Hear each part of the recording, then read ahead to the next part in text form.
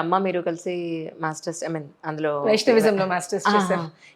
ఏం చెప్తారు actually Vaishnavism ఏం చెప్తుంది? అంటే కోర్స్లో అయితే చాలా విషయాలు చెప్తారంటే సాహిత్యపరంగా ఇటు సంస్కృతం, అక్కడ తమిళం, చాలా శ్లోకాలు, స్తోత్రాలు, వేదంలో ఉన్న కొన్ని పోర్షన్స్కి వ్యాఖ్యానాలు ఏవైతే చేశారో అవి. బట్ నేను దాంట్ నుంచి తీసుకున్న లెసన్ అయినా సరే కోర్స్ అని కాకుండా మొత్తం మీద వైష్ణవ సంప్రదాయం నుంచి నేను చాలా నా హృదయానికి దగ్గరకున్న విషయం Inspiring ఏంటంటే points. 2 విషయాలు. ఒకటి, భగవంతుడిని ఎలాగైనా మనం అప్రోచ్ అవ్వచ్చు, ఇది అది అని కాదు. బికాజ్ ఇప్పుడు మీరు వైష్ణవ సంప్రదాయంలో తీసుకుంటే శృంగార భావనలో ఉంటాయి, వాత్సల్యం ఉంటుంది. అవును. ఒక తల్లి తన కూతురు శ్రీ మహావిష్ణువు మీద చాలా ప్రేమను పెంచేసుకుని తను ఆల్మోస్ట్ చిత్తం తన బ్రెయిన్ అంతా ఒకలాగా అయిపోతుంటే ఆ తల్లి విష్ణుమూర్తిని తిడుతోందనమాట.